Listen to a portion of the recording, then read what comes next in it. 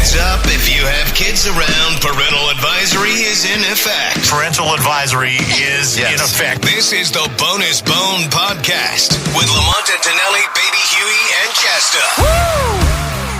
Welcome back to the Bonus Bone Podcast. Chasta, Lamont, Tonelli, Baby Huey, and myself. I said myself twice. I'm awake. All right, so we are talking about nudity. Lamont came up with a genius topic. Nudity. I don't know where did you come up with this topic? When you've seen somebody naked that you didn't intend to. Yeah. Which is funny, because as soon as you said it, I was like, yeah, I've got one of those stories. I think everybody's got one. Right? Exactly. All right, so who's going first? I know Lamont has said he wants to go last. Yes. Probably because his is so outrageous that none of us can touch it. Well, mine was probably the longest time ago, so I'll go first. We'll go in chronological order.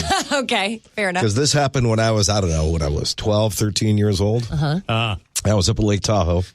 And a buddy of mine, his family lived up there for a number of years, and we decided to go fishing one day. And we knew a house that was for sale, so we knew it was empty. Yeah. And this house was a lakefront house, and it had a dock or a pier behind it.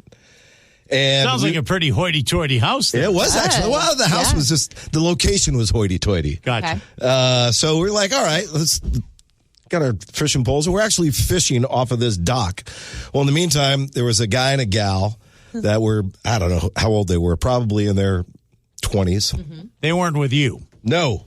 Yeah. Did not know that. They came down to the dock after we were already starting to fish. And we were really shitty fishermen anyway. And we were diving off the... I thought you were going to say you were shitty. I was like, wait, weren't you 12? You were drunk? Well, hold on. That Probably goes without saying. We're diving off the dock. We're swimming. We're fishing, stuff like that. And this couple comes down, and they're down a little ways down the dock, and they're swimming, stuff like that. They're doing a day out as a couple, right? And I'm sure they decided to put on a show for us. So, and we're, like I said, 12, 13 years old. And all of a sudden, they start making out. She's wearing a bikini. Yeah. And then he takes her top off. Oh, boy. And starts going to town with her. No, you're 12. We're 12, 13, something like that. And we're just like, our eyes are like a mile out of our heads. Do they know that you... Oh, they had to. There's no way, because it was probably... it was a little bit further than me to you here. It was probably about 15 yards away. Oh, my God. That was it. They were putting on a show for you guys. Putting on a show. And she had a great rack. And at you least, were 12. Everybody at had least a for great my rack 12-year-old mind, she had a great rack. Of course, any rack is great when you're 12 years old. Yeah. And then, so they're going to town and the whole bit. And then he drops her drawers and starts going down on her. Come on. Yeah. Come on. We're just like, holy crap. Hold on. Okay, pause. I have questions. Were they were on the beach, you say, or on the pier? No, we're on this dock, on They're this on the pier, dock, down by too, the water. and It's totally secluded because nobody lived at the house. Are you trapped and at the the house end was of the down dock? a hill. What's that? Are you trapped at the end of the dock because they're on the other side of the dock? And No, they're like, they kind of came in behind us and went toward the end of the dock. I came in behind you. Careful. Yeah, exactly. Okay, gotcha. She was a true blonde, and that I will never forget. That is wild. Unless she bleached it. Carpets match the drapes. I think I was before bleaching. Okay. I mean, did you sit there and watch the whole thing? Yeah, mostly. I mean, we just didn't gawk at it. I mean, did you clap when they were done? Hell no. 10 We were feet just away? like, no. 15 feet away? I had to repair my tongue with like scratching the surface of the dock. I mean, for a 12, 13-year-old kid. Oh, my God. It was an epic afternoon. I can't even imagine. I mean, at that age, whenever Did you go back to the fishing hole every time you but were they there? were never back there. Oh, that's unfortunate. It was incredible. So, couple, if you're listening, thanks for putting on a show for little Paulito. She had great tan lines, and That's so crazy. Yeah, the carpet matched the drapes. Did your parents ever know that? My parents? Yeah. No. Did you didn't come home and tell? Say, look what I saw. Yeah, good dinner table talk. I mean, it gets you out of any sex education talk. You're like, no, I'm good. I've seen it. Good, right? I've seen Ready it all. to go. Wow. Okay. So that was, there's been other times, obviously, but that was the most epic one, especially You're not going to top that. Well, especially at that age. Right. Like, holy crap. Wow, It was fantastic. I'm stunned. Yeah. Okay. Huey, what about you? I guess the most recent time I could think of. Most recent. We have so many of them. I'm going to go with that one. It's easier to tell. Yeah. So remember we used to park we traded or switched parking garages multiple times here in San Francisco. Oh, yeah. So the first one we used to park a couple blocks up the hill. Yeah. So I was walking up there. I know what you're talking about because I saw this a few times too. That's not my story. So, and this is before I had glasses. So I'm coming up the block. I'm like the other end of the block before we make the turn we go up that little hill to our parking lot. And I'm like a block away. And I see this person standing way down the other end of the block. And I'm like, what is this person doing? He's just standing there, just kind of moving. But it's like a blur to me because, like I said, this is pre-glasses. It's like the Night of the Living Dead near that parking lot. Yeah. So I'm just walking closer and I'm squinting, trying to see what's going on. Sure enough, I get like halfway across the block. I see this homeless guy standing there, pants around his ankles, and he's playing with himself. Oh, come on. But he wasn't even trying to hide or anything? No. So he was on the other side of the block where we turn the corner and go up the hill. Yeah. And this is important because he's on my side of the street. Uh-huh. Yeah. All of a sudden, I look over and, in this neighborhood pre-COVID, there's a lot of people walking up and down the street, going to different buildings for work. Sure. So I see this lady on the other side of the street walking literally kind of like parallel with me. So I see her, and the homeless guy, as he's playing with himself, he locks in eyes on her. Oh. And it's like, that's like the source of his material. Oh, my God. You're sure he wasn't looking at you? Yeah, exactly. Prior to seeing her, he looked at Baby Huey. Yeah. You got outdone by the lady. Which is fine. But she's walking, but she's kind of oblivious to what's going on because you could tell she had like headphones on or something. So she's walking across the street, and the guy, literally, as she's walking, he's just like turning his head, watching her. All that sound effects. I know. As she's walking. Sure enough, he starts walking across the street and starts following her, probably 30 steps behind her, whatever. And I'm like, oh my God, what's he going to do? I don't know. So I literally ran to the car, jumped in, and I sped down because I was like, I don't want her to get attacked because she can't hear. She has and she's oblivious to this whole thing. Exactly. So sure enough, I'm following. I'm slowly just creeping behind in my car. Finally, I rolled down the window and said, hey, get away from her. And he startled and ran off. Yeah. And then I went around the block to make sure he wasn't going to try to go back and catch her, thinking I'm gone for the day. Wow, you're a hero. You had a superhero cape on. Did he have a boner when you yelled at him? No, he had his pants back up. Oh, he did? Okay. When he went across the street, he pulled his pants back up. Oh, he did. Okay. How decent of him. That's so nice. So, are you sure you ran to your car? I call bullshit on this story. Of that whole story. And they were still in the neighborhood by the time you got to your car. I sped in my car.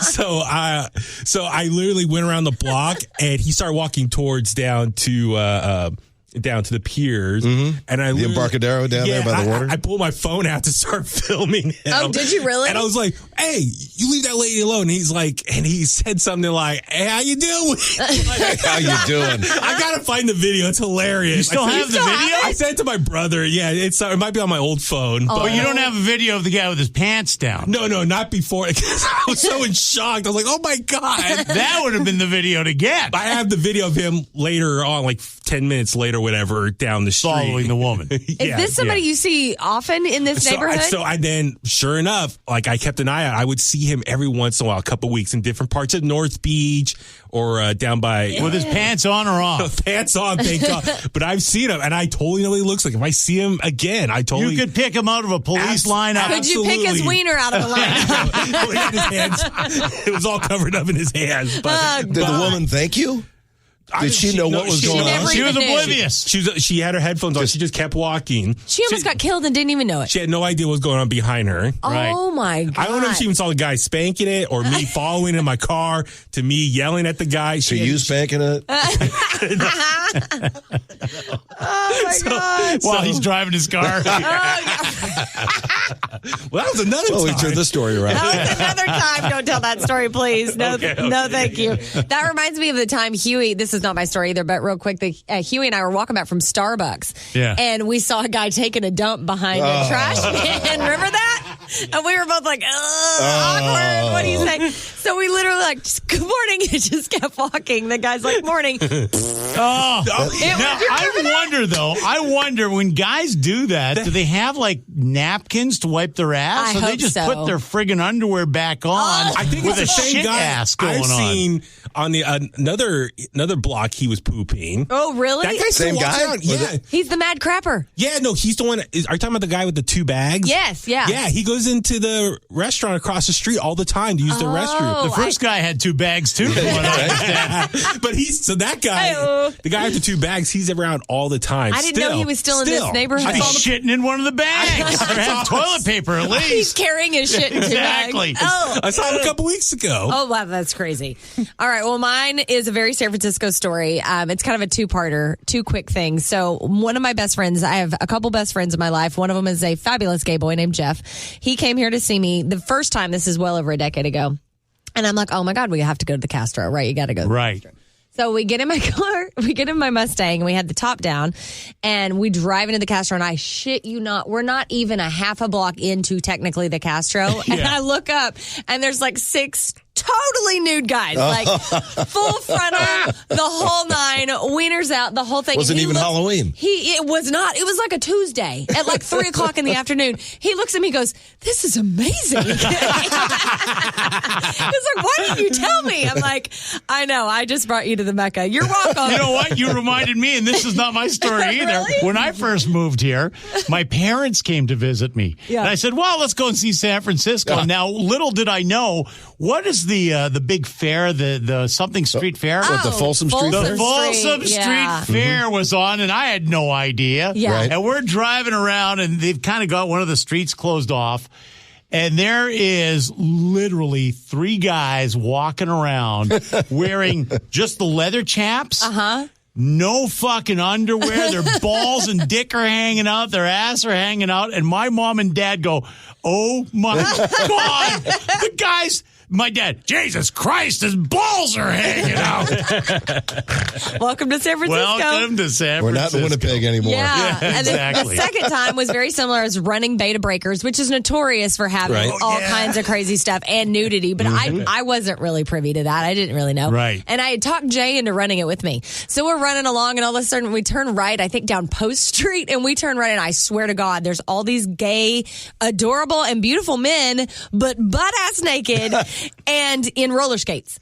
And they're rolling along, and you see like wieners going everywhere, and they have top hats on. And Jay looks at me and he goes, you didn't tell me we were running down Dong Alley. Good line. I was like, Great line. here we are, San Francisco. Hey, it's usually the people you don't want to see. At least these guys were beautiful and had, nice bodies. And I'm glad you said it's usually the people you don't want to see. It usually is. That's It how usually is. That's my story. Okay. When I first got into radio, I was making fuck all for money. I mean, I think before taxes, it was $325 a month. Oh, my God. And out of that, they took taxes out, and then you have to pay your rent.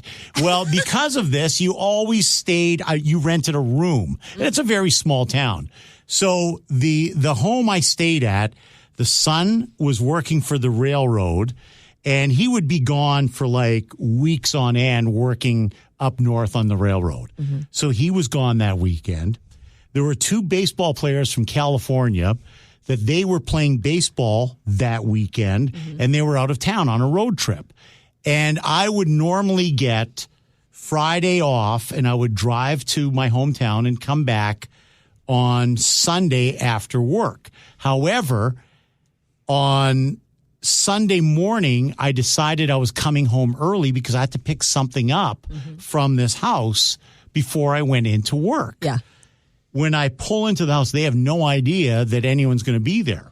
The woman weighed about 300 freaking pounds, and the husband weighed about 125, okay? Not knowing anyone was going to be in the house. This was their weekend. They finally got rid of their son and the 3 boarders. I walked into the house. Hey, well, whoa. I look, and she is on her fucking knees, oh my God, naked, her ass and big twat stared me in the face, blowing her 125-pound husband. Oh, my That's God. what I fucking came home to. I'm just like, all right, see you later. Jack Spratt and his wife. Yeah.